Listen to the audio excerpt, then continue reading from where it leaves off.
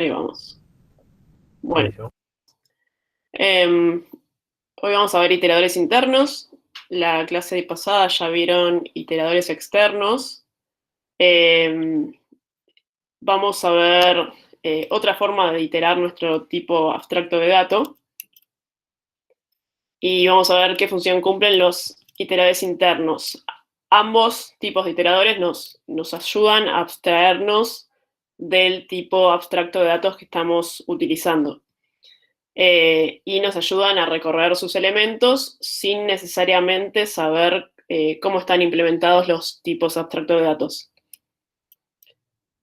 ¡Wow! ¿Qué pasó acá? Uy, rompí todo. Claro.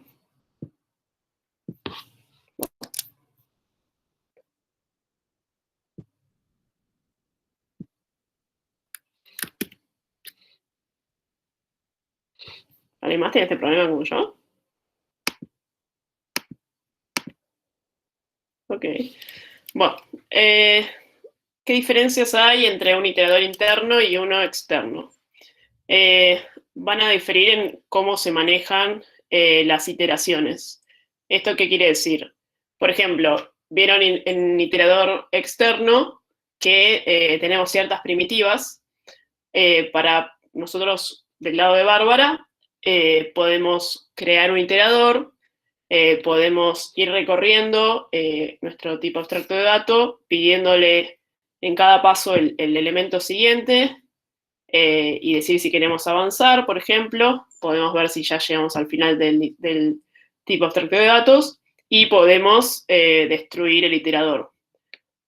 Este control que tenemos con un iterador externo no lo vamos a tener con un iterador interno de la misma forma. Por eso decimos que tienen formas distintas de manejar las iteraciones. Entonces, como dijimos, el iterador externo, tenemos el poder de crear y destruirlo, de manejar en cada paso, o sea, cada uno de los elementos, decir cuándo queremos verlo o avanzar, y tenemos un manejo explícito. Mientras que en el iterador interno nosotros no vamos a tener primitivas. Eh, Perdón, vamos a tener una primitiva, pero no vamos a tener un elemento iterador a manejar. Entonces no vamos a poder ni hacer la creación ni la destrucción del iterador. Lo único que vamos a tener para manejar el iterador va a ser una función, una primitiva de nuestro tipo abstracto de dato, que se va a llamar TAD iterar. TAD puede ser, por ejemplo, lista iterar, hash iterar, y este se va a encargar de recorrer todo el tipo abstracto de datos y llamar y ver cada uno de los elementos. Esta función iterar va a estar del lado de Alan cuando implementen, por ejemplo, la lista. Adicionalmente, Bárbara va a tener su propia función, que la vamos a llamar función visitar, y vamos a ver esto cómo funciona. Entonces, ¿cómo usamos un iterador interno? Primero vamos a tener esta función que vamos a tener dentro de nuestro tipo abstracto de dato, y la va a implementar Alan, y va a ser esta función iterar. Esta función iterar va a recibir nuestro tipo abstracto de dato, y esto, como vieron en la clase pasada, es un puntero a función. Es una función que se llama visitar, devuelve un bool y recibe 2 void asterisco. Ahora ya vamos a ver de dónde sale esta función visitar. Adicionalmente, recibe un puntero a void asterisco que se llama extra. Esto todavía lo vamos a ver en un ratito. Todavía, digamos, obvíenlo. Esta función visitar, ¿de dónde va a salir? La va a implementar Bárbara. Esta es la misma función. Y lo que vamos a hacer es una función que, bueno, recibe 2 void asterisco y devuelve bool. ¿Para qué sirve la función visitar? La función visitar va a pasar por cada uno de los datos de nuestro tipo abstracto de dato, va a agarrar el dato y le va a aplicar cierta lógica que nosotros queramos sobre cada uno de los datos.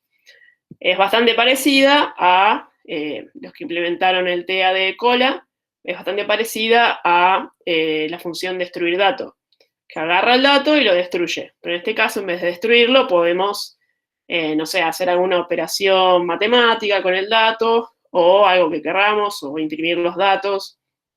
Pero nosotros tenemos el poder de implementar esta función y hacer lo que querramos. Como ven acá, esta función también recibe un extra, que ya vamos a ver qué es, pero bueno, es el mismo extra que está del lado de Alan en, en los parámetros de la función iterar. Entran iteradores externos, internos en el parcial del lunes. En general entran para recuperatorio. Bueno, vamos Sí, a ver. son temas del parcelito 1. Hay que ver si tenemos la bondad, como solemos tener, que en la primera chance no entre, pero ahí les averiguo. Bueno, vamos a ver varios ejemplos para entender cómo funciona esta función visitar y cómo hacemos para iterar en nuestro tipo abstracto de datos. Bueno, esta función es la misma. Y tenemos nuestra función iterar, que es la primera, que es de parte de Alan. Y cómo vamos a implementar esto depende del tipo abstracto de datos. Por ejemplo, el primero que van a ver ahora va a ser cuando tengan que implementar la lista, que es la próxima entrega que tienen, que es dentro de 2 semanas, creo. 2 semanas. O no sé. Bueno, no sé, no me acuerdo. Vean el calendario. Y la lista va a tener esta función iterar, por ejemplo, y cómo acceden a cada uno de los elementos, a cada uno de los datos, va a depender de cómo esté implementada la lista o cómo esté implementado el hash o el tipo abstracto de datos que estén usando. Esto se lo dejamos a ustedes porque va a ser parte de su entrega implementarlo. Pasamos a la función del lado de Bárbara, que es la función visitar. Vamos a ver un ejemplo muy sencillo en el que lo único que queremos hacer es imprimir cada uno de los elementos o datos que tenemos en nuestro TAD. Nuestra función tiene la misma pinta que la función visitar, solo que le pusimos imprimir datos para que sea un poco más explicativa de lo que va a hacer. Como dijimos, devuelve un bool y recibe 2 voy asteriscos. Uno es nuestro dato, que va a ser cada uno de los elementos de nuestro TAD, y un extra que ya vamos a ver qué es, auxiliar. ¿Qué vamos a hacer? Vamos a imprimir nuestro dato. Entonces, simplemente vamos a hacer un print del dato, lo casteamos a int para poder imprimirlo y devolvemos un true. ¿Por qué? Porque devolvemos un booleano, ¿no? Esta función no tiene mucha complejidad, que digamos.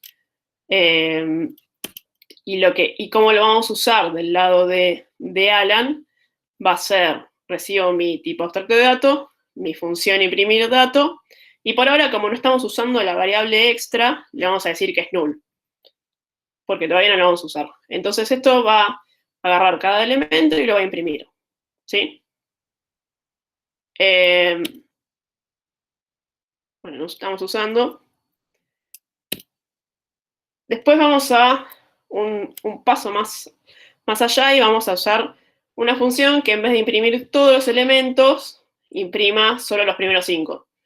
Supongamos que tenemos 10 elementos, ¿no? ¿Y cómo hacemos esto? Porque nosotros no tenemos una forma de ir y crear un iterador y avanzar 5 veces. Nosotros, como haríamos un iterador externo, que avanzaríamos 5 veces e imprimiríamos, no tenemos esta forma. ¿Cómo hacemos? Para eso vamos a usar, por un lado, el voy asterisco extra que teníamos ahí colgado, lo vamos a usar para definir una condición de corte. ¿Cómo hacemos esto? El extra que vamos a recibir, vamos a usarlo como un contador. que va a estar definido, bueno, más adelante. Tenemos un contador de tipo de datos 6T, o sea que es mayor o igual a 0, que vamos a inicializar acá, y se lo vamos a pasar como extra. O sea, pasamos por memoria el contador. Entonces, lo que vamos a tener es que el extra nos va a dar una forma de condición. Entonces, en este caso, en vez de imprimir directamente, primero decimos, el extra llegó a 5. Si llegó a 5 y superó 5, vamos a devolver false. ¿Por qué devolvemos false? Mediante true o false es nuestra, que es el booleano que estamos devolviendo acá, es nuestra forma, la única forma que nosotros tendremos de decir quiero iterar hasta cierto punto es devolver un true o false. Si devolvemos false, estamos diciendo yo no quiero iterar más. Si devolvemos true, es siguiente, siguiente y seguimos. Entonces, en este caso, acá estamos casteando el extra, que era un body asterisco, decimos que es un 6T, y una vez que lleguemos a 5, que es un contador, una vez que lleguemos a imprimir 5 elementos, vamos a devolver false para cortar la iteración y que nos siga imprimiendo.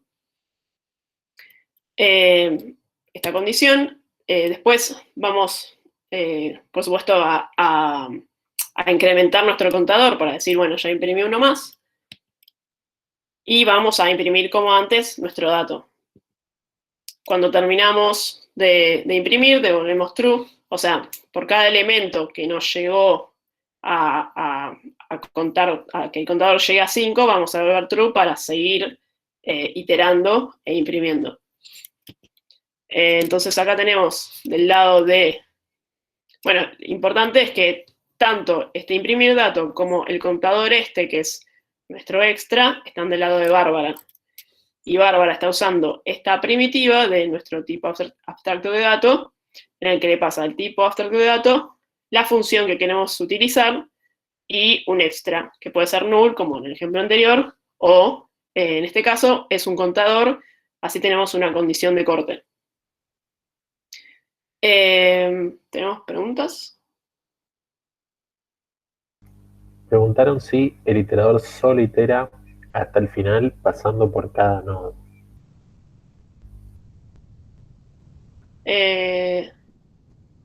Bueno, eso si no tenemos una condición de corte definida por el extra, va a iterar hasta el final. Si en algún momento devolvemos false porque llegamos a alguna condición deseada, va a dejar de iterar. Entonces, como ven, la diferencia con respecto al iterador externo es que acá tenemos como un control más acotado de lo que podemos hacer, básicamente. Y nuestro control es por medio de esta función que le pasamos a iterar y adicionalmente el extra, que puede ser, en este caso, un contador, puede ser alguna otra lógica que queramos. En el siguiente ejemplo lo usamos para sumar elementos, por ejemplo. Así que vamos a ver el siguiente ejemplo. Acá decimos que usamos el parámetro extra como condición de corte. ¿Sí? Una aclaración, Sí. y es que no necesariamente hace falta usar el extra para crear una condición de corte. O sea, una de mis condiciones de corte podría ser encontrar cierto dato. Si encuentro cierto dato, corto la iteración. Es cierto, sí. Pero bueno, en función de lo que preguntaron, lo que preguntó Facundo, no siempre se itera al final, va a defender de si hay una condición de corte y si se llega a la condición de corte. Eso. Pasamos al último ejemplo. En este ejemplo queremos obtener la suma de todos los elementos. Supongamos que nuestro TDA tiene, no sé, los gastos del mes. Entonces queremos saber cuáles fueron los gastos totales de nuestro mes. Lo que vamos a hacer en este caso es tener otra condición de corte. No, perdón, no vamos a tener condición de corte, pero sí vamos a tener una variable extra que nos ayude a sumar cada uno de los elementos. Entonces, la función se llama sumar todos, tiene la misma firma que siempre, obligatorio. En este caso, al extra le sumamos el valor del dato, o sea, esto está casteado ahí los dos. El extra va a ser una variable para sumar, y el dato, bueno, en este caso asumimos que es un int, y que se va a poder sumar. Y devolvemos true. Esto es porque queremos sumar todos, y no hay ninguna condición que corte la iteración o lo que sea. Entonces, lo que vamos a tener del otro lado es una variable suma, que la inicializamos en 0, y vamos a llamar al TAD iterar con nuestro TAD, nuestra función y la suma, la variable suma. En este caso, como ven, no hay ninguna, el extra se está usando para como acumulador o como suma, pero no para poner una condición de corte. Así que vamos a pasar por todos los números.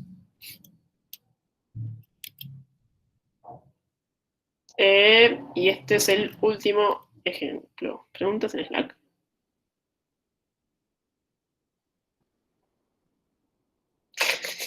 Ok. Bueno, esa parte no la vi. Se ve que teníamos un quiz. Sí, lo agregué para mi parte. Bueno.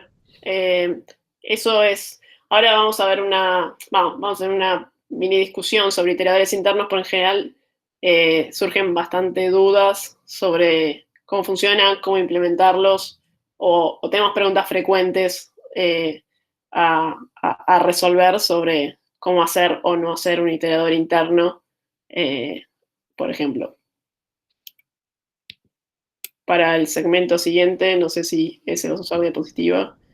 Sí, así que. ¿Vas Si a me compartir? gustaría presentar, sí, mejor. Como comentario, no sé si. Yo lo noté así, no sé si habrá sido, pero los noté un poco dispersos, preguntando sobre el parcialito, y por ahí están más pendientes del chat que de la clase. Ojo con eso, traten de prestarle la atención a la clase que merece, y después, porque el resto de los temas lo vamos a poder resolver, ¿no?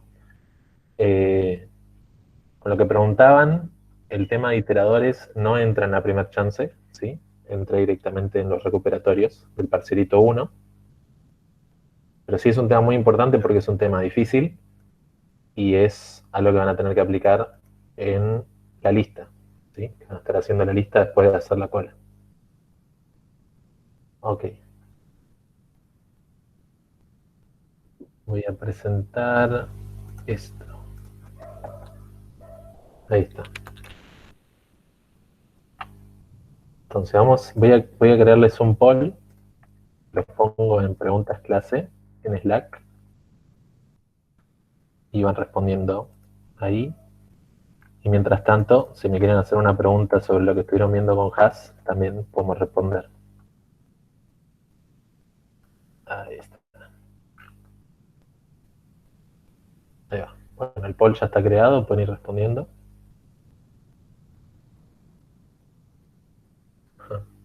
Bueno, dedito para arriba es sí, dedito para abajo es no.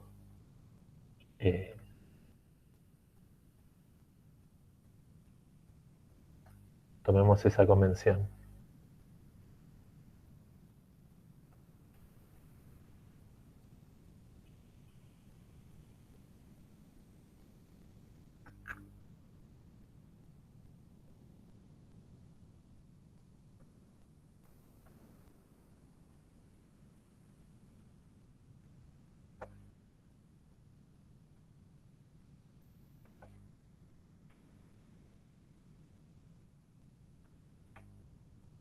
Agregar la opción no sé.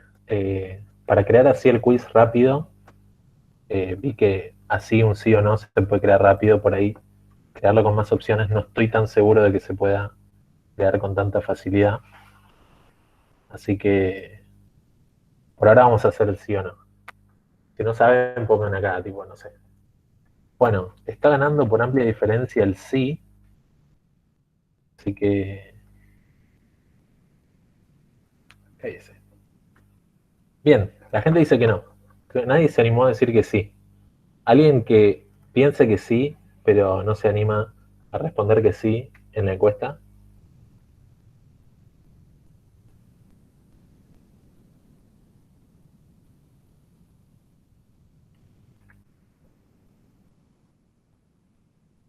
Ok. Bueno, entonces, con 44 votos al no y un voto al sí, podemos decir que ganó el no. Entonces, esto es así. A diferencia del iterador externo, el iterador interno no hace falta, no es algo que se cree y se destruya, ¿sí? El iterador externo sí se crea, se pueden hacer operaciones con el iterador externo, pero el iterador interno no se considera como crearse o destruirse, simplemente se utiliza, es una función que se invoca, se usa, hace sus cosas y termina. ¿Sí? Pero no es una estructura que estemos creando. Así que, como dicen la mayoría, eh, era que no. Estoy usando una compu nueva, distinta, y me hace ruiditos. No sé por qué hace ruiditos. Ah, Una corrección de lo que dije es que la entrega de la lista es el viernes que viene. Eh, ahí vi el calendario. quedamos con eso. Ok, siguiente pregunta. La pregunta es, la función de visita definida por Bárbara, ¿puede controlar hasta dónde vamos a iterar el iterador interno? Paste. Wow. Que inaugures las polls de las encuestas del Meet. Las encuestas. Bueno, vamos a tener que hacerlo porque dice, acabas de llegar a las 25 preguntas al mes que tenías en tu plan gratis. Empezá tu plan por $49 al mes. No No, tuve, Dios. a ver,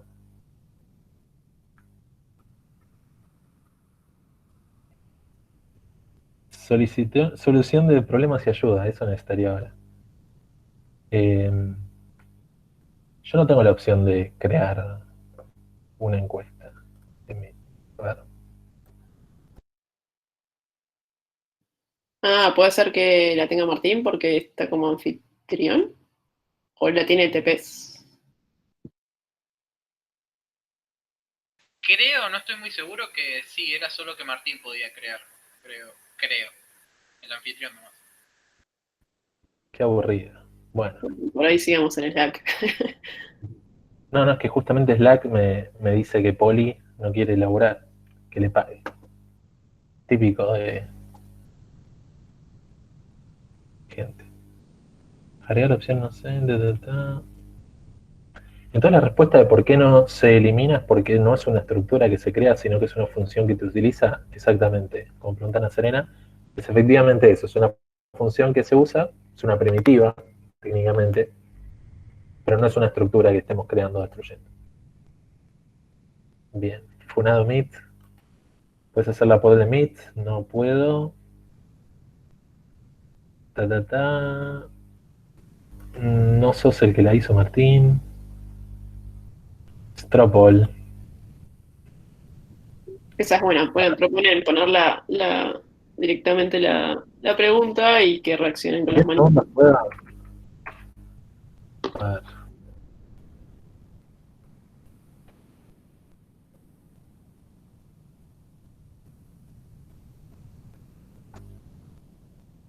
A ver si esto funciona, lo usamos y si no, no lo usamos. Ah, Están escribirle ahí y reaccionar al comentario. Muy buena idea. en Slack. Bueno, también.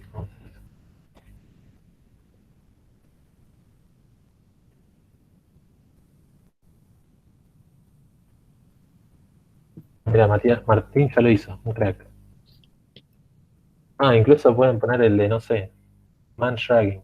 También pueden poner women shagging.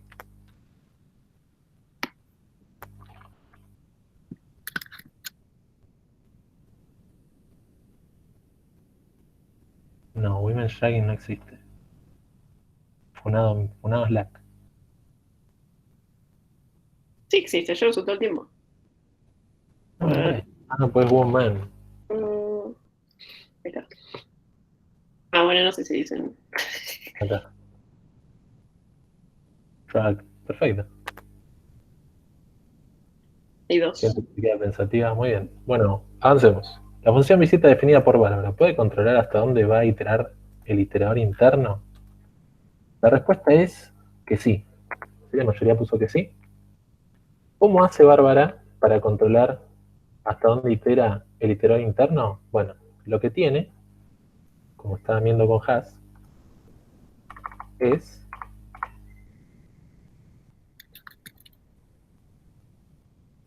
devuelve la función visitar. ¿Sí? Lo que devuelve la función visitar es un bool. ¿Qué representa ese bool? Si da true, significa que hay que seguir iterando. Si da false, significa que hay que dejar de iterar. Entonces, la forma que tiene Bárbara de controlar hasta dónde se itera es con ese valor de retorno que tiene la función de visitar. Entonces, lo que va a hacer Alan, por cada nodo, por cada dato que esté en un nodo, va a llamar a la función de visitar y va a fijarse si da true o da false. Si da true, pasa al siguiente nodo. Si da false, se detiene. Entonces, ¿cómo hace Bárbara? Para detener la iteración, haciendo que la función visitar en un momento determinado dé false. ¿Sí?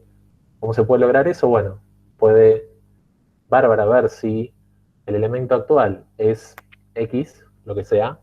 Si ahí dice Pepe, para. ¿No? Otra opción es con el extra, ¿sí? El extra va haciendo cosas y si el extra tiene un valor determinado en algún momento, para la iteración. ¿Y cómo se indica que para la iteración? Es devolviendo false en la función de visitar, ¿sí? Pero no hace falta sí o sí usar el extra. Podemos de repente en esa función escribir if el dato es igual a una constante, entonces devolver false, ¿sí? Para la iteración, por dar un ejemplo. Bien.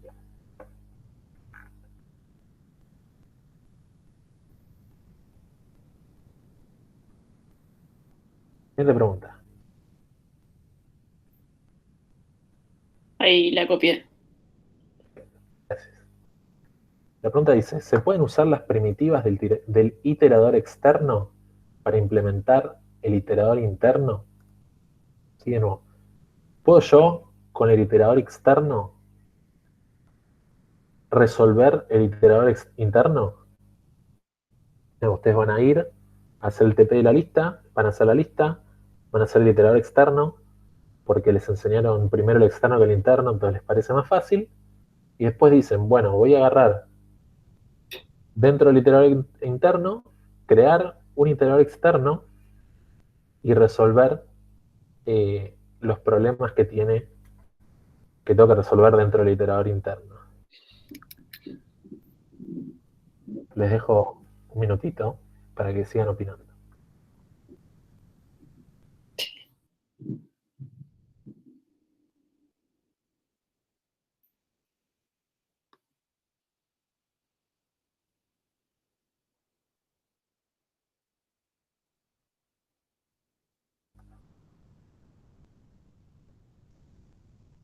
Si me permiten mandar al frente a Nazarena y Juliano, me gustaría saber qué significa ardilla en este contexto. Perdón. Ok, significa no sé. Por transición hiciste que Juliano esté respondiendo no sé.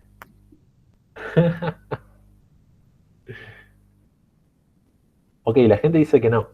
¿Alguien se anima a activar su audio y decir por qué no? O a escribirlo en el chat. Es menos copado escribirlo en el chat.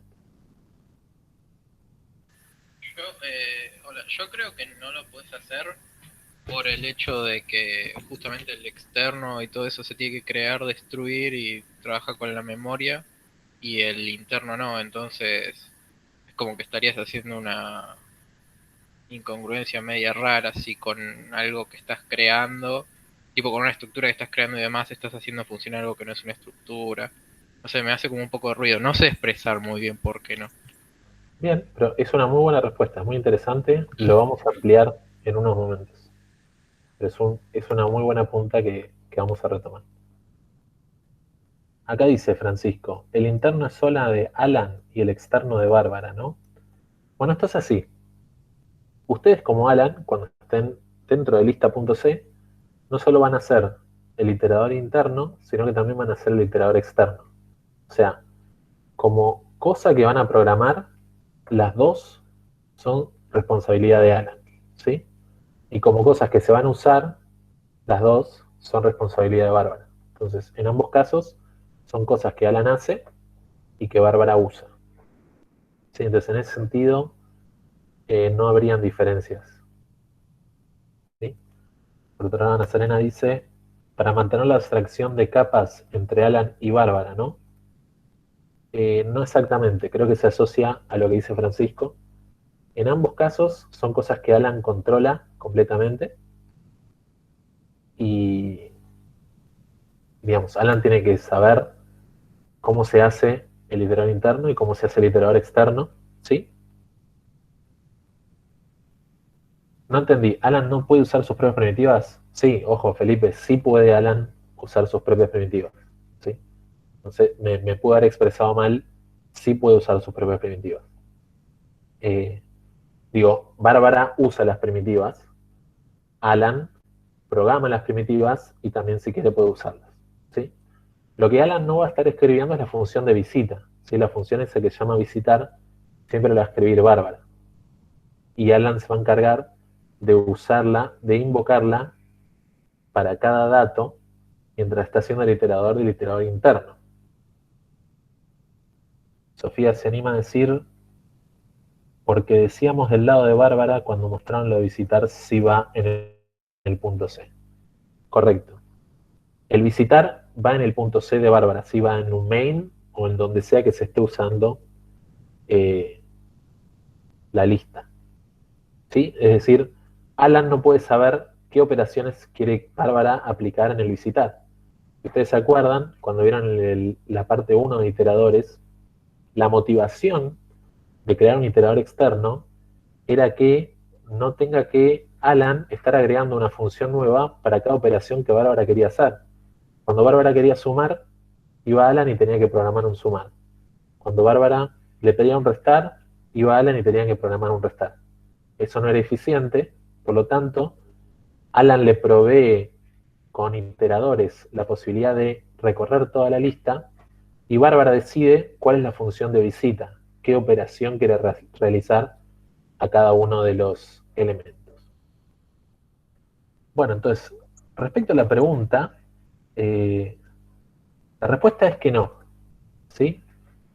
Pero yo quería ver si alguien se animaba a decir que sí, porque esto es así. Técnicamente, si yo dentro del iterador interno creo un iterador externo y voy iterando los elementos y a cada elemento le aplico visitar, ¿sí? Y si visitar da false, dejo de iterar y destruyo el iterador. Y si visitar da true, sigo iterando, iterando, iterando hasta que el iterador externo llega al final y termina la función de iterador interno. Eso sería una solución, ¿sí? Entonces, ¿se pueden usar las primitivas de iterador externo para implementar el iterador interno? Se podría, ¿sí? Se podría, pero no lo vamos a hacer. No lo vamos a hacer porque está mal, aunque se pueda, ¿sí? ¿Alguien no está convencido de que se pueda hacer, que digamos, que se pueda implementar el iterador interno usando el externo?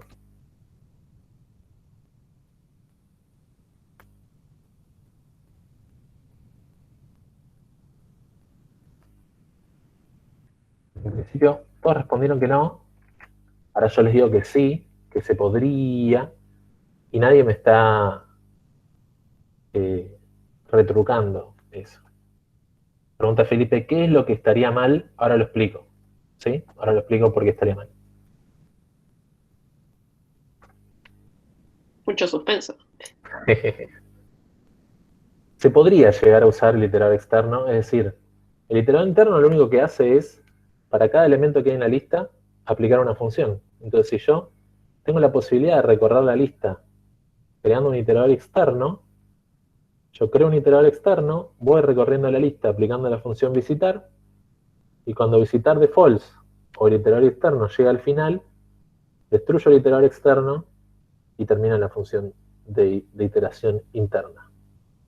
¿Sí?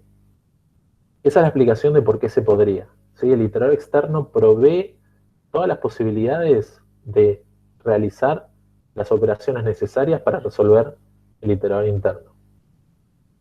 ¿Por qué no lo vamos a hacer? ¿Por qué no lo vamos a aceptar en el TP? ¿Y por qué si lo hacen los vamos a mandar a reentrega? Es por lo siguiente. Punto número 1. ¿Sí? Como decían hace un ratito, el iterador externo es una estructura que se crea y se destruye. ¿Sí?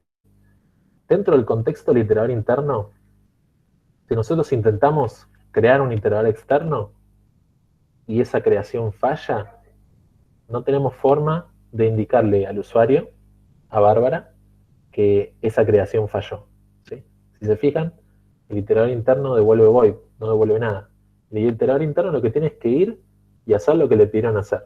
¿Sí? No puede fallar. Pero si nosotros creamos un iterador externo para resolver el problema y falla, nos metemos en un problema muy grande, porque no tenemos forma de avisar que falló y que no sabemos qué hacer ahora. Porque Bárbara espera de nosotros que hagamos algo, nosotros nos comprometimos a hacerlo y no lo estamos pudiendo hacer, porque no pudimos crear el iterador externo. Entonces, punto número 1, por lo cual, si bien se puede reutilizar el iterador externo para hacer el interno, no lo vamos a hacer, punto número 1. Punto número 2. Hay un tema que es, el iterador interno es una operación de la lista, ¿sí? Es una primitiva de la lista. En cambio, el iterador externo se puede entender como una estructura separada de la lista, en el sentido de que el iterador externo usa la lista para resolver algunos problemas. ¿Sí? El iterador externo usa la lista para agregar elementos al principio, al final, recorrer, etc. Si nosotros a una primitiva de la lista como el iterador interno le creamos una dependencia hacia el iterador externo, estamos creando algo que se conoce como una dependencia cíclica. ¿Sí? Estamos necesitando que una parte de nuestro código funcione bien para que funcione tal otra parte, y a su vez, esa otra parte necesita que esta parte funcione bien para que funcione. ¿Sí? Si bien son dos flechitas, la lista necesita el iterador externo y el iterador externo necesita la lista. ¿Sí? Y eso es algo que, desde el punto de vista del diseño de software, es algo que tratamos de evitar. ¿Sí? Lo que nosotros buscamos es que, por ejemplo, el iterador externo dependa de la lista para que el iterador externo funcione bien, y la lista no tenga que depender de nadie. No hace falta que la lista dependa del iterador externo. Entonces, las primitivas de lista, en su conjunto, dependen de sí misma para funcionar, y el iterador externo depende de sí de la lista. ¿Okay? Pero por esa razón, no resolvemos el iterador interno de la lista usando el iterador externo. Entonces, para la pregunta de Brian, ¿qué dice? ¿Reutilizar código está bien o no? Es engañosa la pregunta porque obvio que está bien reutilizar código. Lo que pasa en este caso es que no podemos usar el iterador externo para resolver el iterador interno. Entonces, todos los días te diría, sí, reutiliza el código que puedas reutilizar para no repetir código, pero en este caso no es código ni repetido ni a reutilizar, sino que son dos cosas diferentes que se resuelven de dos maneras diferentes. ¿Okay? Entonces no usen el iterador externo para resolver el iterador interno. Si no quedan más preguntas, voy a pasarle a la siguiente pregunta.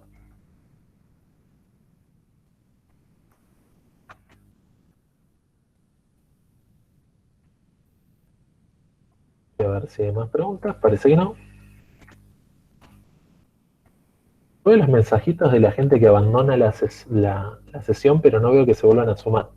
No sé si es un tema de esto no entra en el parcial, así que lo veo después del parcial, ya me estoy mareando. Aprovechen para preguntar las dudas que tengan, ¿sí? Sabemos que es un tema complicado y estamos para ayudarles.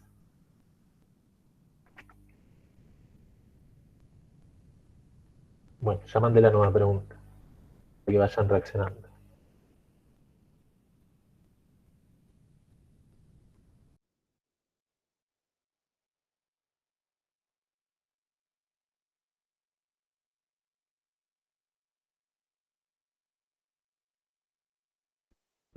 El problema de no hacer poli es que se pueden lanzar a tirar emojis el estilo meme. Te dicen, bueno, no sé, ardilla.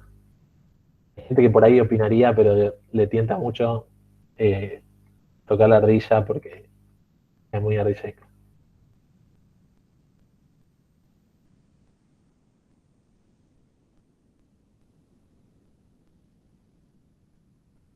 Se pueden tocar las dos cosas. Perfecto.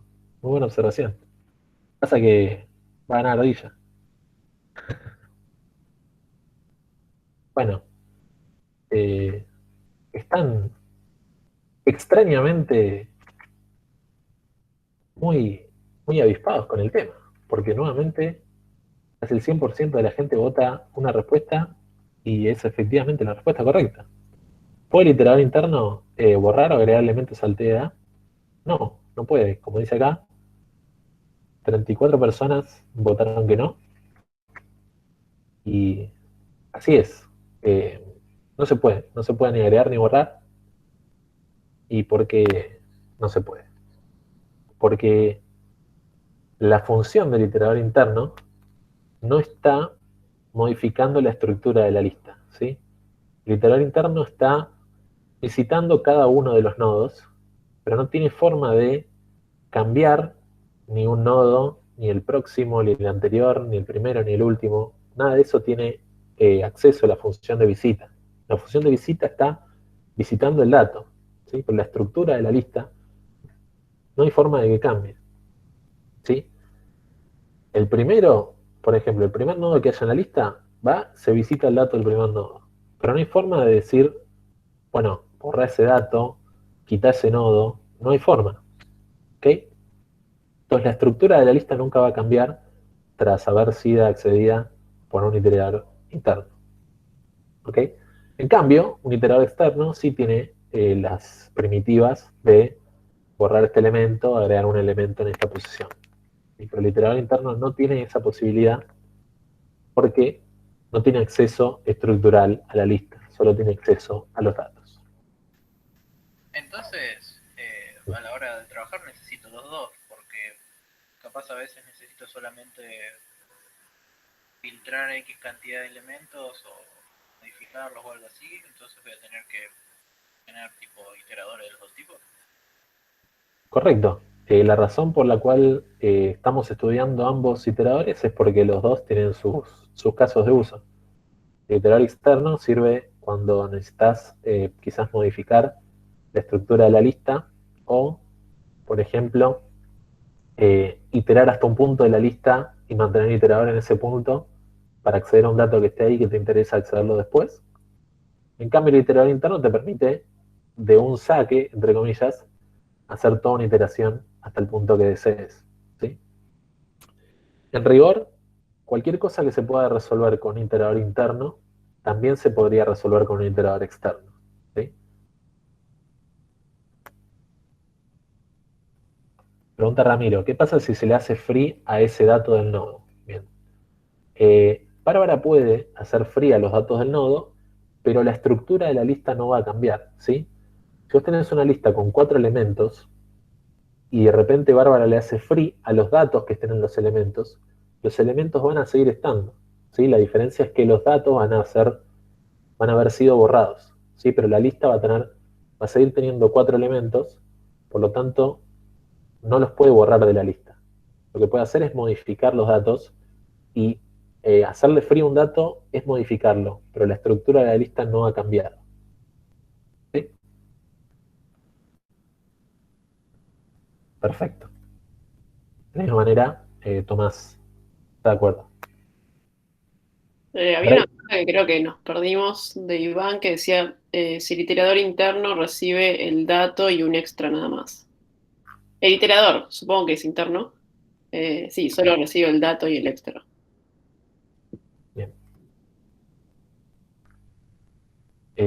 Brian preguntaba, ¿pero en visitar puede usar la función borrar y eliminar el nodo? Lo que pasa es que al visitar nosotros le pasamos el dato, no le pasamos el nodo. Entonces, al dato lo puede modificar como quiera. Al dato le puede sumar números, lo puede borrar si quiere, pero al nodo, el nodo seguimos teniendo el control, como Alan seguimos teniendo el control del nodo. Entonces, no puede ni cambiarle el próximo al nodo, ni liberar el nodo, ni hacer que el nodo apunte a null, ni nada. ¿Sí? Por lo tanto, el nodo no lo puede eliminar, porque lo único que tiene acceso Bárbara es al dato. Y esto es así porque, en rigor, Bárbara ni siquiera sabe que nuestra lista está implementada como lista enlazada, ¿sí? Nuestra lista podría estar implementada como lista sobre un arreglo y todas las primitivas funcionarían de la misma manera. ¿Okay? Entonces, no tiene forma de saber que detrás de lo que ella está viendo hay nodos. ¿Okay? Entonces, nosotros siempre le vamos a exponer los datos, pero nunca le vamos a exponer los nodos. De hecho, si le diéramos un nodo, cosa que en primer lugar sería un error y estaría mal, pero tampoco podría acceder ni al dato ni al siguiente, porque es una estructura que no conoce. Lo tenemos definida en el lista.c. Entonces tampoco puede acceder a los atributos del nodo. Por lo tanto, tener un nodo no le sirve para nada. Bien, pregunta Felipe. ¿La función a aplicar no, además del dato y el extra? El iterador interno recibe tres cosas. La lista, la función de visitar y el extra. ¿Sí? La lista, la función de visitar y el extra. Eso es lo que recibe el iterador interno. Luego, el visitar recibe un dato y el extra y devuelve un bool. Eso era la pregunta de Felipe. Tomás pregunta, ¿es como el caso contrario al de destruir la cola? No sé si entiendo algo con contrario, pero sí es importante... Ah, no.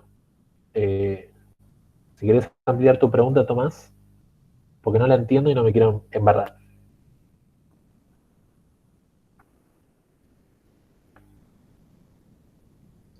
Creo que lo parecido a la función de destruir en la cola es que también los dos reciben el dato y no tienen acceso al nodo.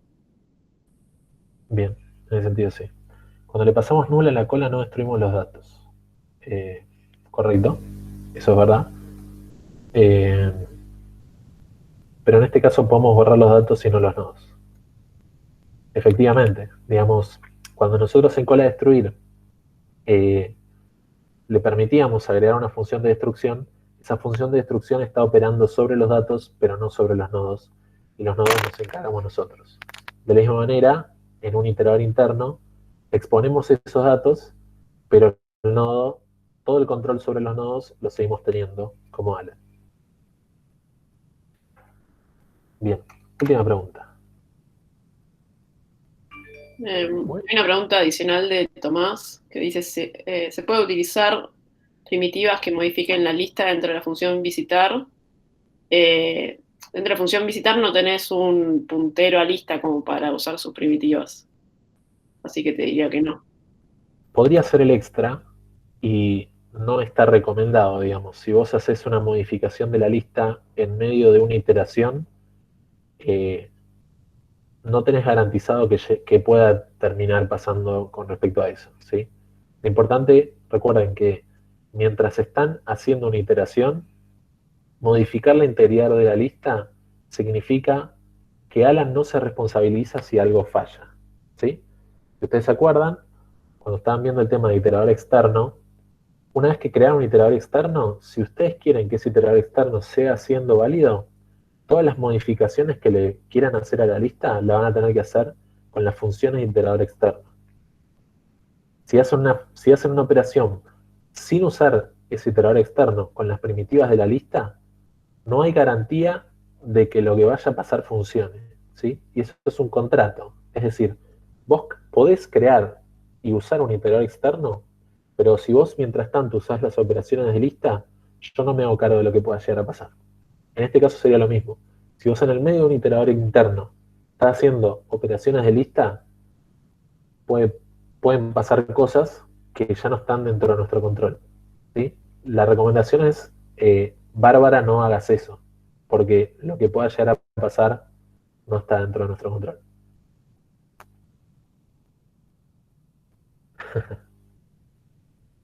Ok, recuerden que ahí mandé la última pregunta, que ya estimo que la respuesta es cara de perrito mojado pidiendo por favor que no, pero esta pregunta la agregué porque la hicieron el cuatri pasado y sí, en el punto H están definidas ambas funciones, la de, digamos, todas las primitivas de iterador externo y además la primitiva de iterador interno, y tienen que hacer los dos, ¿sí? Bueno, hay gente que pone pulgar arriba, así que bien, están felices por eh, afrontar el desafío. Esto es para que quede claro, son cosas que van a estar teniendo que hacer. Entonces, nos quedamos para ver si hay algunas preguntas más, y si no, vamos a pasar al siguiente tema, que es, para tristeza de los que abandonaron la llamada, un ejercicio tipo parcialito. Vamos a estar viendo cómo resolver un ejercicio que solíamos tomar, pero ya no se toma porque se los explicamos todo. Clase. ¿Más preguntas de iteradores internos?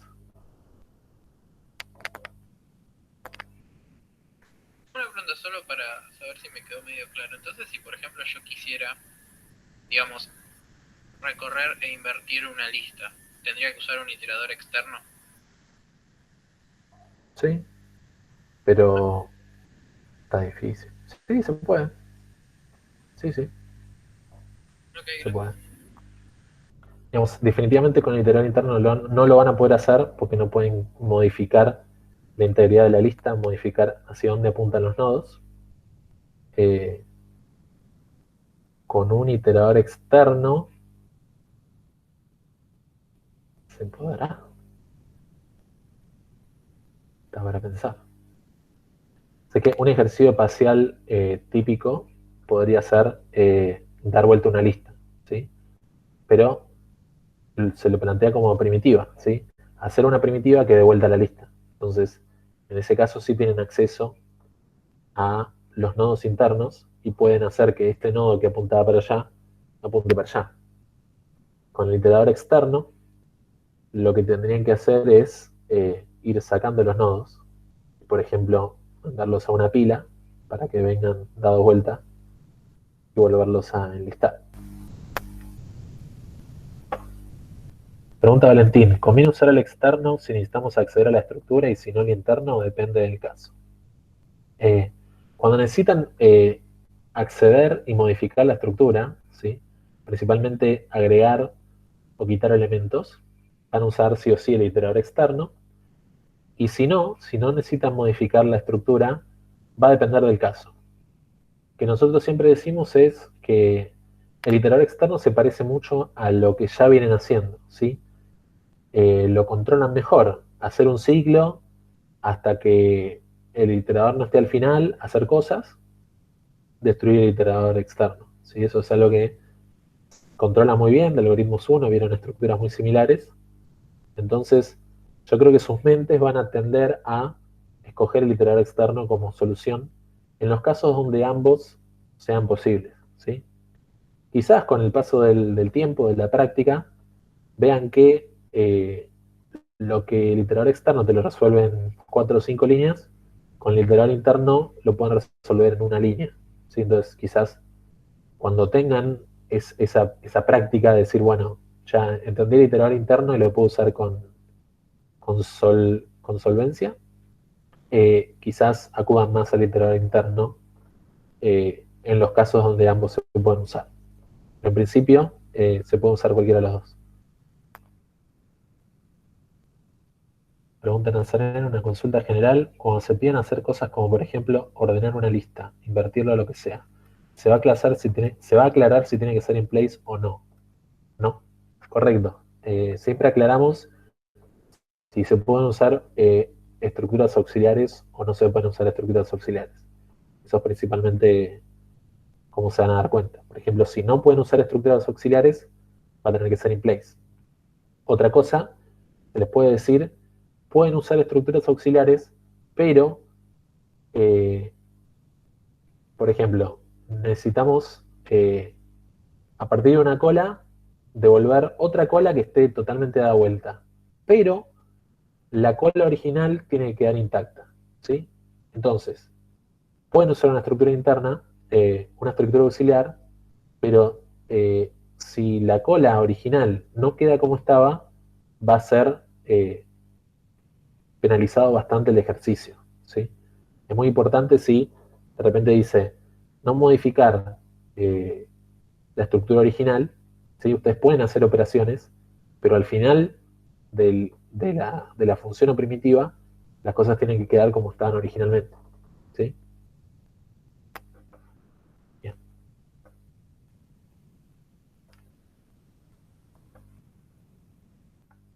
Ok, estamos con esto. Vamos a pasar al siguiente problema. Si nadie se opone.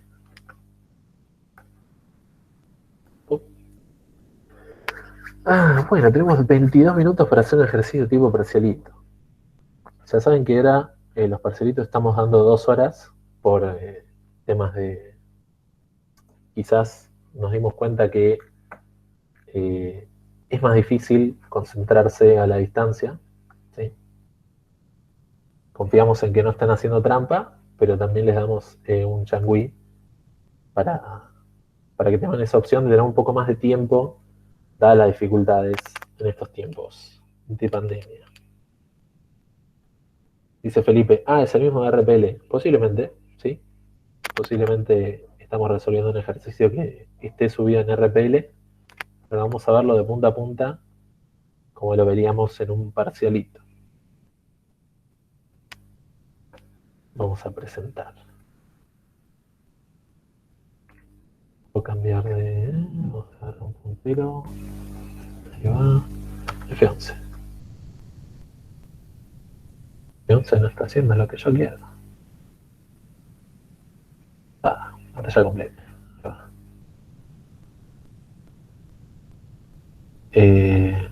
Pregunta Tomás, ¿este es el de División y Conquista? Bueno, ya veremos. Ok, el problema del pico. ¿Sí? Voy a hacer chistes todavía. El problema del pico es así. Imagínense que tienen una montaña, un pico, ¿sí? El risco, la parte más alta de una estructura montañosa, medida en altura, ¿sí? Medida, por ejemplo, en metros. Y lo que tenemos es un arreglo que indica todas las alturas, cada un lapso de tiempo. Poner la altura acá, la altura acá, la altura acá, la altura acá, la altura acá, la altura acá, la altura acá, la altura acá, la altura acá, la altura acá, la altura acá. Y queremos encontrar cuál es la altura más grande que reporta ese arreglo, sí, que sería el pico, el risco de esa montaña. ¿Sí? Entonces, para ello vamos a utilizar la sabiduría de la barra de manzana. ¿Sí? Entonces, ¿cuál sería el pico? En este caso estaría como por acá. ¿Sí? O sea, el pico va subiendo hasta que por acá, hasta el punto más alto de la montaña y después baja. Entonces vamos a verlo número sí en lo que sería el arreglo que estamos recibiendo. ¿Sí? La idea es que este es el arreglo que vamos a recibir y tiene forma de pico. Eso significa que el arreglo va subiendo, si se fijan, 0, 2, 4, 6, 8, 10, 12, 14, 16. El arreglo va subiendo hasta 16 y luego va bajando hasta 0. ¿Sí? El hecho de que todos los números sean pares es pura coincidencia. Y entonces, de nuevo, tenemos un arreglo numérico, donde los números van subiendo hasta que en un momento se llega al número máximo y a partir de ese momento los números van bajando. Y el problema del pico dice, se tiene ese arreglo con al menos 3 elementos en forma de pico, es decir, sí o sí tiene esta forma el arreglo, que es estrictamente creciente desde hasta una posición determinada y luego decreciente hasta otra posición determinada, ¿sí? Donde esa posición determinada no es ni la primera ni la última, ¿sí? Por conveniencia, vamos a decir que el arreglo por lo menos tiene que empezar a subir para después bajar, o puede subir hasta el final, pero por lo menos baja en la última posición. Y se busca encontrar la posición del pico. Entonces, implementar un algoritmo que encuentre la posición del pico, ¿sí? Que devuelve un size-t, es un arreglo de enteros, con un inicio, una posición de inicio, y una posición de fin, que se invoca primero con 0 y n-1, ¿sí? Si ustedes tienen un arreglo de n posiciones, la primera posición, la posición del inicio es 0, y la posición de fin es n-1, y tiene como precondición que el arreglo tenga forma de pico. Justificar el orden del algoritmo mediante el teorema del maestro, por lo pintado. Entonces ahí tenemos un arreglo en forma de pico, y si tienen 30 segundos para resolver este ejercicio, ¿cómo lo harían? Yo creo que como justamente tiene forma de pico, podés ir buscando, digamos, cada vez que iterás una de las posiciones en la lista, preguntás si es mayor a tu anterior, y en el caso de que sea, tipo, comparás que la próxima no sea, digamos, menor, porque si es menor, Bien. quiere decir que ya te pasas. No sé si me explico. Perfecto. Gracias, Francisco, por la corrección del teorema maestro. Veo muchas personas diciendo búsqueda binaria medio rara. Capaz se puede hacer algo tipo búsqueda binaria. Búsqueda binaria, muchos hablan de búsqueda binaria. Y acá me detengo en la respuesta de Marcelo, y también Iván lo dijo anteriormente, y dice algo con mucho sentido. Gente, si tengo 30 segundos, busco el mayor iterando todo y listo. ¿Sí?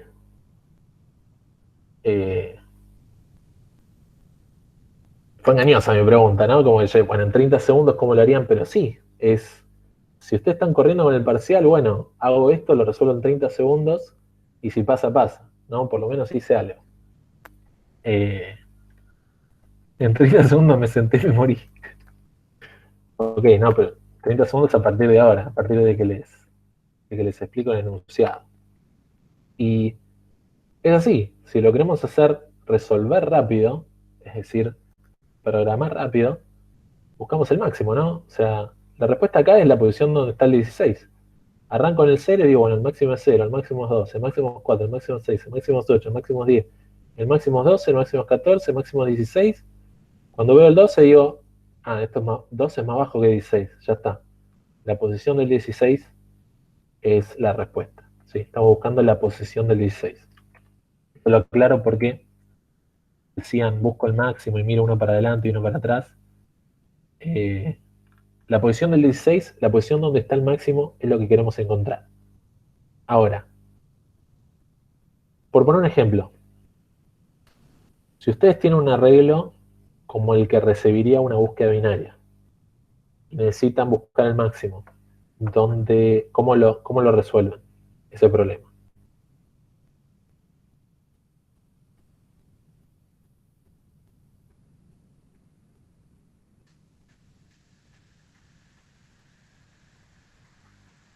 Repito la pregunta. Supongamos que tengo un arreglo que yo suelo hacer búsqueda binaria sobre ese arreglo, pero me dicen, che, y de paso buscame el máximo de ese arreglo. ¿Cómo resuelven ese problema? Podés ir a la última posición. Perfecto. Como los arreglos que recibe búsqueda binaria están ordenados, podemos ir a la última posición y ahí es donde va a estar el máximo.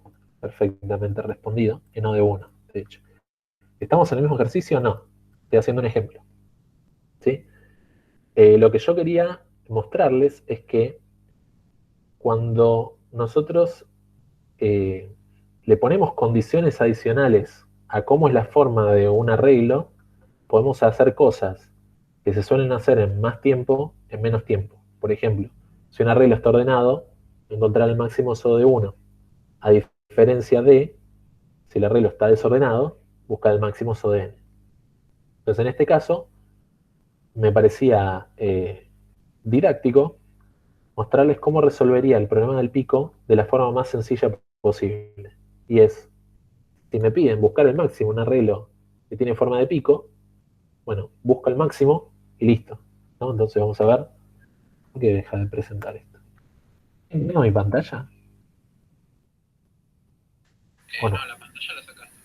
Perdón, acá de nuevo. Ahora sí.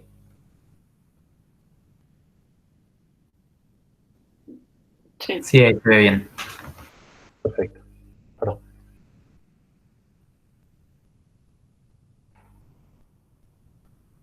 Preguntan a Serena. Es una consulta. ¿Es una precondición a la hora de usar división y conquista como algoritmo que el arreglo que recibo esté ordenado? No, no hace falta. Por ejemplo, para búsqueda binaria, la precondición es que el arreglo esté ordenado. Pero, por ejemplo, para merge sort no hay ninguna precondición y ese ordenamiento se resuelve por división y conquista. ¿Sí? Entonces, dependiendo qué ejercicio de división y conquista estén resolviendo, lo que reciban puede tener unas u otras precondiciones. Bien, entonces decíamos, programa del pico, busco el máximo, le tiro 3 líneas de código y estamos. ¿Sí? Llamo posición de pico con esto y si se fijan, itero desde el principio hasta el fin, donde veo que nos pasamos de largo, ¿sí? que un elemento es menor al anterior, devuelvo el anterior. ¿Sí? Porque significa que yo venía por acá, pasé por el 16, llego al 12, el 12 es menor al 16, entonces devuelvo la posición en la que estaba el 16. ¿Sí?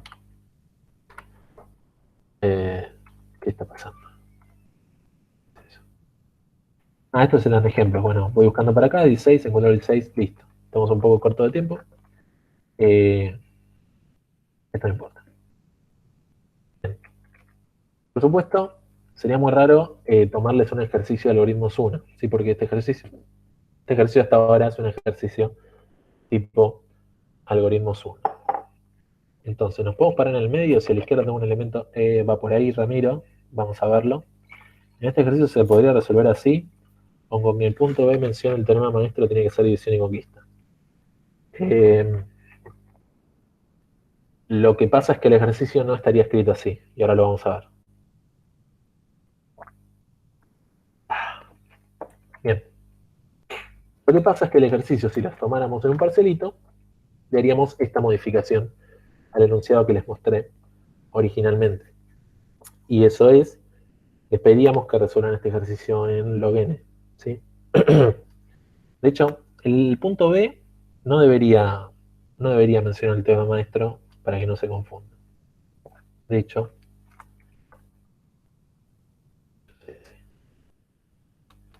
vamos a hacer así.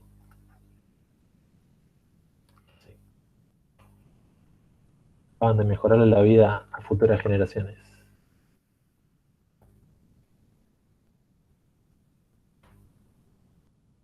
Estoy perdiendo unos segundos entre medio. Entonces, vamos al chat. Marcelo dice, hay que ver la inclinación, ahí las ideas de Ramiro, y son muy buenas ideas, ¿sí?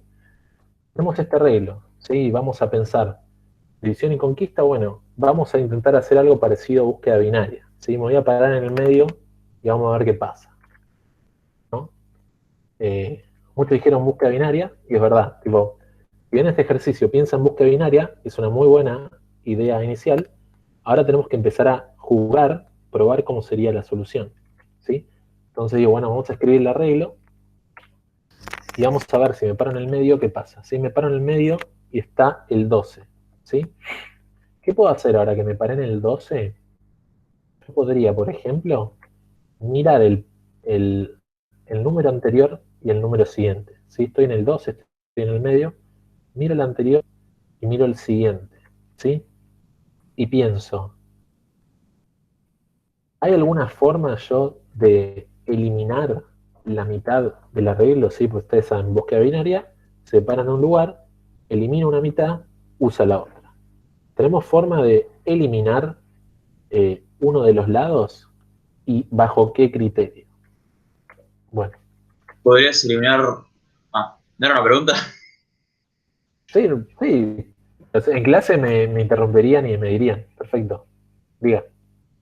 A lo mejor podrías eliminarlos viendo si el valor de la izquierda son todos menores. O sea, bueno, si únicamente el que te dice izquierda va a ser menor al medio, puedes sacar todo ese lado. Bien, va por ahí. Vamos a ver si hice bien esto o no. Entonces, lo que podemos ver acá es que 10, 12, 16 es una tendencia a la alza, ¿sí? Entonces, si todos mis números están subiendo, vamos a poner un punterito. Si todos los números están subiendo, ¿de qué lado está el pico? El pico está del lado derecho, ¿sí? Si yo vengo subiendo el risco, el pico tiene que estar a la derecha del 12, porque 10, 12, 16 es una tendencia en subida, ¿sí? Entonces, como todavía estamos en la etapa de subida del risco, ¿sí? 10, 12, 16 estamos en la etapa de subida. Entonces, sabemos que podemos eliminar toda la parte izquierda del arreglo, ¿sí? En este caso es lo que mencionaba en el chat, el lado más chico. Vamos a ver, ahora pararnos en este punto medio que coincidentemente también es el 12, y vemos 14, 12, 8, ¿sí? En este caso estamos caminando hacia abajo, ¿sí? Estamos yendo hacia abajo, por lo tanto, podemos eliminar la parte derecha del arreglo, ¿sí? Porque los números están bajando, 14, 12, 8, significa que ese punto, digamos, nosotros tenemos un punto en algún lado del arreglo, antes de ese punto todo sube y después de ese punto todo baja. Cuando nosotros estamos acá y veníamos subiendo, el punto en el que dejan las cosas de subir y empiezan a bajar, tiene que estar a la derecha donde estamos parados. Ahora que estoy en un punto donde vengo bajando, el punto donde las cosas dejaron de subir y empezaron a bajar, tiene que estar a la izquierda de la posición en la que estamos. Por eso podemos en este caso eliminar todo el arreglo del lado derecho. ¿Sí? Pumba. Y nos quedamos con estos dos, vamos al medio, ¿sí? Estamos en el 16, miramos el anterior y el siguiente, y acá es donde nos damos cuenta que el 16 es efectivamente el pico, porque a su izquierda tiene un número más bajo y a su derecha también tiene un número más bajo. Y el único elemento en todo el arreglo que cumple esa condición es el pico. ¿Sí? Yo lo haría directo por división y conquista viendo a pares y viendo si el primero es mayor al segundo. ¿Está mal hacer eso? El tema es, o sea, en principio no está mal, hay que ver cómo lo haces. A mí se me hizo más sencillo al elemento del medio mirar a ambos lados, porque, por ejemplo, en este caso, cuando ves que el 16 es mayor al 12, por decir, los tenés de a pares, el 16 es mayor al 12, quizás vos harías una llamada recursiva adicional, eh, yo viendo a la izquierda del 16 y también a la derecha del 16, ahí reconoces que el 16 es el elemento. Pero en principio no veo problemas con tu lógica. ¿Se puede llegar a estar parado en alguno de los dos ceros? Porque ahí nos pasaría si miramos para ambos lados. Una de las condiciones del ejercicio es que el pico no está ni al principio de todo ni al final de todo. Entonces, no hace falta preocuparnos por ese caso particular. Si fuera el caso, podríamos agregar alguna condición para que eso nos pase, ¿sí? Siempre que están accediendo a arreglos, pensar si puede pasar que el elemento que estamos viendo, al restarle 1 o sumarle 1, nos quedamos fuera del arreglo bien definido, ¿sí? Eso es algo a tener en cuenta cuando hacemos división y conquista. En este caso no hace falta. Bien, vamos a ver un poco qué está pasando con los índices, siendo 8 y 26. ¿Qué está pasando con los índices? Yo me paro en el medio, 0 más 12 dividido 2, la posición 6. Cuando vengo subiendo, los índices que me interesan son los que están a la derecha del 12. La posición del 12 es 6. Me interesan las posiciones del 6 más 1 en adelante. Entonces el nuevo inicio es 7. De la misma manera, como estoy acá, 7 más 12, 19, dividido 2, piso, da 9. ¿Sí? Estoy parado en el medio, en la posición 9. Cuando quiero descartar el arreglo que está del lado derecho, voy a la posición de fin, que sea 9 menos 1. 9 menos 1 es 8, o sea, medio menos 1 es 8. Acá tenemos el inicio y el fin, el medio es el 7, miro para un lado, miro para el otro, se resolvió el ejercicio. ¿Pasamos al código? Sácate. Ahí está. La posición del medio es inicio más fin sobre 2. Saben que esto hace la operación piso, o sea, redondea para abajo. Si el del medio es menor, es mayor al anterior, y el del medio es menor al siguiente, venimos subiendo. Si venimos subiendo, el pico está a la derecha. Vamos a llamar recursivamente la función desde medio más 1 hasta fin.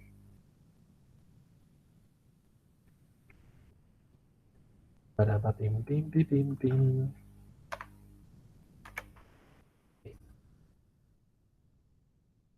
Desde el medio, que es m, hasta el fin. ¿Sí? Vamos a ver si hay preguntas. No. Si el del medio es más chico que el anterior y el del medio es más grande que el siguiente, venimos bajando. Si venimos bajando, hay que llamar recursivamente desde el inicio que tenemos hasta medio menos 1, ¿sí? Que es todo el arreglo que está hacia la izquierda. ¿Sí? Entonces, si venimos subiendo, llamamos a la parte derecha del arreglo. Si venimos bajando, llamamos a la parte izquierda del arreglo. Y si ninguna de estas condiciones se cumplen, devolvemos m. Porque si no venimos ni subiendo ni bajando, significa que subimos y bajamos en este elemento, que es en el ejemplo el 16, y devolvemos m porque es el elemento. ¿Sí? ¿Preguntas?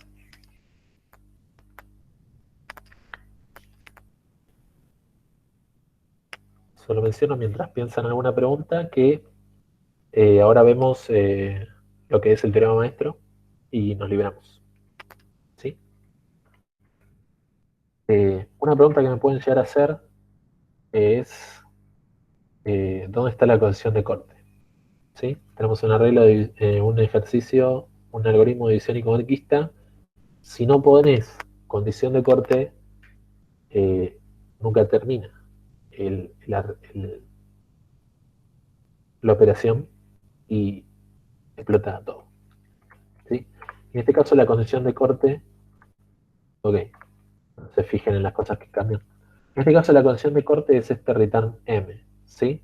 La condición de corte es cuando encontramos el elemento. Cuando encontramos el elemento, esto hace return m. Las llamadas recursivas van volviendo por estos returns, ¿sí? Por ejemplo, cuando yo entré acá, en este caso, hice return la llamada recursiva, imagínense que en esa llamada recursiva devolvimos m, ese m es el que aparece acá, se devuelve el valor de eso y van volviendo todas las llamadas recursivas hasta la llamada original que devuelve ese resultado que obtuvimos. ¿Sí? Entonces, en este caso, el único caso base que tenemos definido es este y con eso alcanza. Una pregunta, vos pones m más 1 en una recursiva y m menos 1 en la otra, porque sabés ya que en la mitad, que el de la mitad no es, ¿no? Exactamente, ¿sí? Como nos fijamos en el anterior y en el siguiente, si venimos subiendo, el de la mitad no es. Si venimos bajando, el de la mitad tampoco es. Si no es ninguno de esos casos, significa que es el de la mitad. ¿Y por qué podemos estar tan seguros de eso? Porque el arreglo tiene esta forma en particular de pico. Cualquier arreglo que se encuentren así salvaje caminando por ruta 4 no va a tener necesariamente estas condiciones. Pero me dicen que para este ejercicio los arreglos que llegan tienen esta condición, que es que tienen forma de pico. Y para los arreglos que tienen forma de pico, yo sé que si vengo subiendo, tengo que buscar a la derecha, si vengo bajando, tengo que buscar a la izquierda, y si no es ninguno de esos dos casos, sí o sí estamos en el pico. Pregunta Valentín, Armed menos uno, menor. Exactamente. Ese es el caso básico de condición de corte. Sí que es para lo que sería el arreglo como está definido, esa condición se cumple siempre que no se hayan cumplido estas dos condiciones que pusimos acá. ¿Sí? Es equivalente. Porque si no se cumple esto, no se cumple esto, y el arreglo tiene forma de pico, entonces se cumple lo que escribió Valentín en el chat. Y para cerrar la clase, sin tomar mayor tiempo adicional, cómo resolvemos lo que es teorema maestro, y a mí me gusta agarrar y copiar y pegar una diapositiva que Martín tiene un video en su clase. Entonces tenemos el teorema maestro y tenemos que pensar cuánto vale A, cuánto vale B y cuánto vale C. Catarata de respuestas en el chat. ¿Cuánto vale cada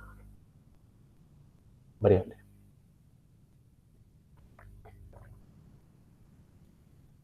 Tomás, creo que escribiste lo mismo que Valentín, solo que en un formato un poco más computacional, cuando Valentín lo puso en un formato un poco más matemático.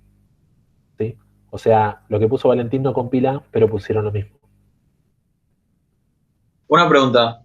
En este caso, hay dos llamadas recursivas escritas, pero se toma como que es una porque se ejecuta una sola, ¿no? Exactamente.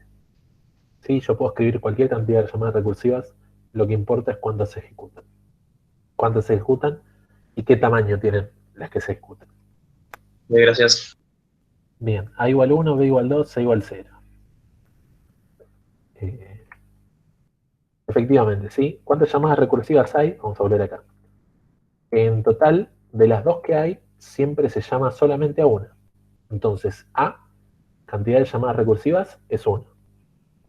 B, que es las veces en las que el arreglo se está dividiendo en cada llamada recursiva, es 2, ¿sí? Porque si entramos por acá, se usa la mitad del arreglo. Si entramos por acá, se usa la mitad del arreglo. Siempre se usa la mitad del arreglo, B igual a 2, y C, costo de las operaciones que están fuera de la recursividad, C es 0, porque todas las operaciones fuera de la recursividad son O de 1. ¿Sí? Las operaciones son O de 1, N elevado a la C, que es O de 1, tiene que ser igual a N elevado a la C, C tiene que valer 0.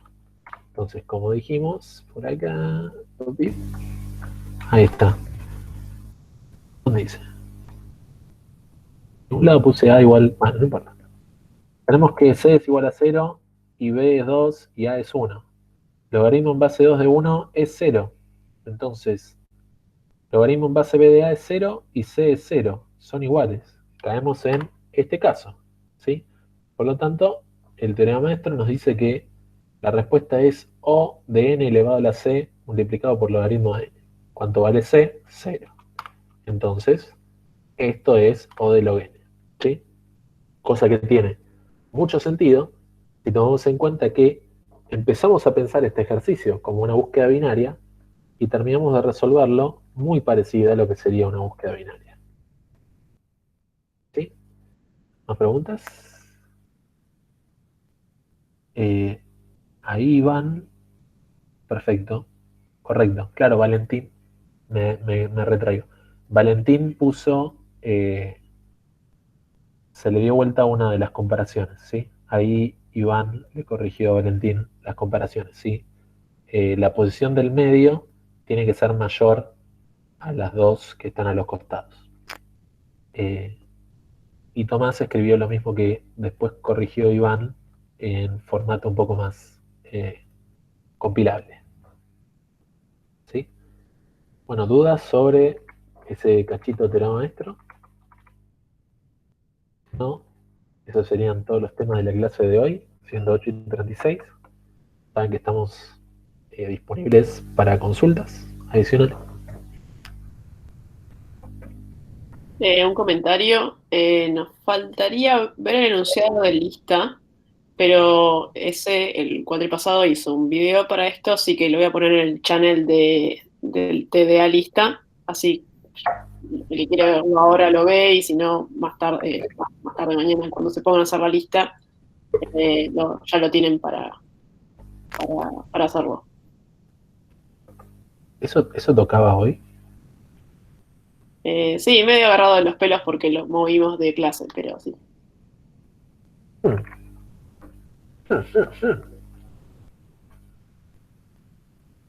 En teoría íbamos a ver el enunciado de la lista sin iteradores. Y la clase que viene con iteradores, pero como tenemos un video y es mejor ver ejercicio parcialito, que vean el video y que pregunten en el channel de lista y ya está.